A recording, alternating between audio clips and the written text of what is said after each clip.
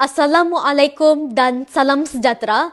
Salam Malaysia Madani, salam Melakaku Maju Jaya, rakyat bahagia menggamit dunia. Pohon pepaya tiada berduri, tumbuh bersama bunga melati. Izinkan saya perkenalkan diri, moga-moga menyentuh hati. Nama diberi Nur Sofia Elisa binti Muhammad Nizan dan saya merupakan pelajar tingkatan 5 yang bersekolah di Sekolah Menengah Kebangsaan Air Keroh Melaka. Cita-cita saya ingin menjadi seorang guru sejarah kerana saya berhasrat untuk meningkatkan lagi semangat nasionalisme dan cinta yang mendalam terhadap bangsa dan juga negara dalam kalangan pelajar.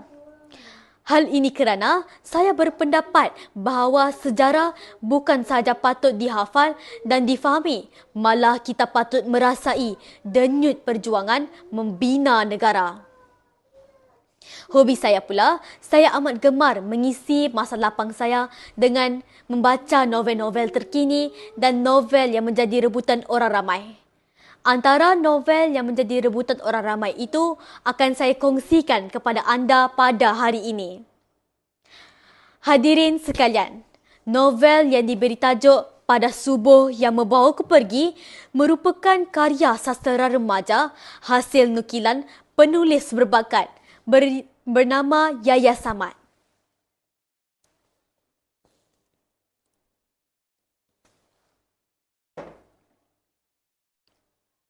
Novel ini diterbitkan oleh Mangosteen Publication iaitu salah sebuah syarikat yang giat menerbitkan bahan bacaan berunsurkan pendidikan dan sastera mengikut cita rasa pembaca pada masa kini.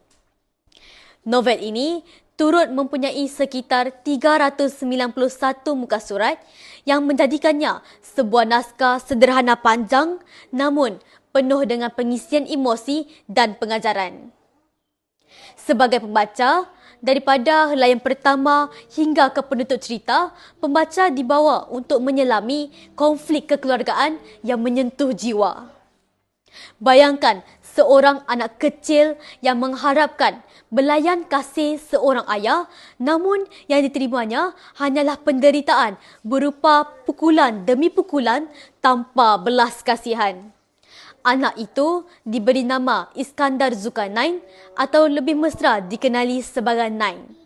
Dalam menjalani kehidupannya, dia hanya bergantung kepada ibu dan juga adiknya dalam meluahkan perasaan dan bergantung kasih. Disebabkan oleh tekanan yang dihadapi dalam kehidupannya, Iskandar Zulkarnain membuat keputusan untuk belajar bersungguh-sungguh dan melanjutkan pelajaran ke sekolah berasrama penuh. Hal ini demikian kerana dia ingin menjauhkan diri daripada ayahnya yang sering menderanya. Dalam masa yang sama, Iskandar Zulkarnain ditimpa satu ujian di mana dia menghidap satu penyakit yang secara tidak langsung menambahkan lagi cabaran dalam kehidupannya. Dalam menjalani kehidupan yang penuh luka itu, Iskandar Zulkarnain menjadi lebih matang daripada usianya, iaitu dari segi percakapan, pemikiran dan perbuatan. Dia cuba berusaha untuk menjauhi daripada perkara-perkara negatif dan mengikut prinsip hidup sendiri dengan cara berusaha memahami erti ujian dalam kehidupan serta berpegang kepercayaan kepada Allah Subhanahu Wa Taala. Di dalam novel ini, dia turut memaparkan satu watak iaitu yang bernama Encik Faizal, iaitu bapa kepada Iskandar Zulkarnain. Dia digambarkan sebagai seorang lelaki yang gagal apabila sering bertindak kasar, mengherdik serta tidak menyayangi keluarganya. Sikapnya yang tidak bertanggungjawab itu menjadikan hubungan kekeluargaan semakin retak.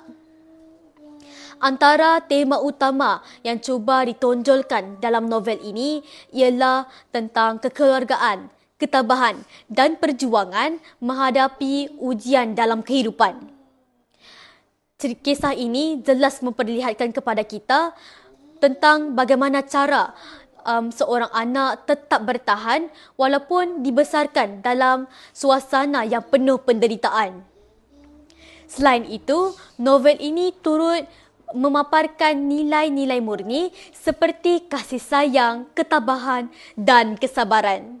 Ia mengajar kita bahawa setiap manusia layak untuk disayangi dan dihormati, serta kita perlulah tabah menghadapi setiap ujian yang ada dalam kehidupan kita.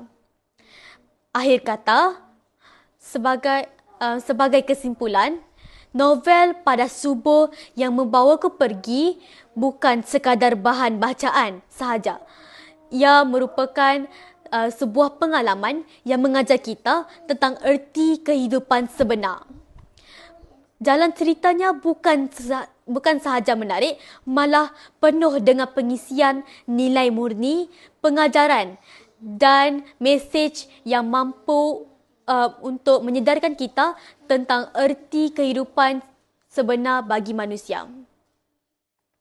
Novel ini wajar dijadikan bahan bacaan buat semua kalangan masyarakat kerana setiap helaiannya mampu untuk membuka mata kita tentang apa itu kehidupan realiti yang sebenar.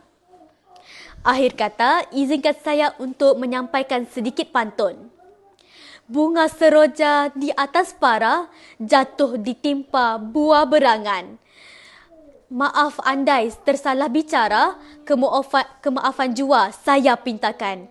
Sekian sahaja daripada saya. Wabillahi taufik wal hidayah. Wassalamualaikum warahmatullahi wabarakatuh.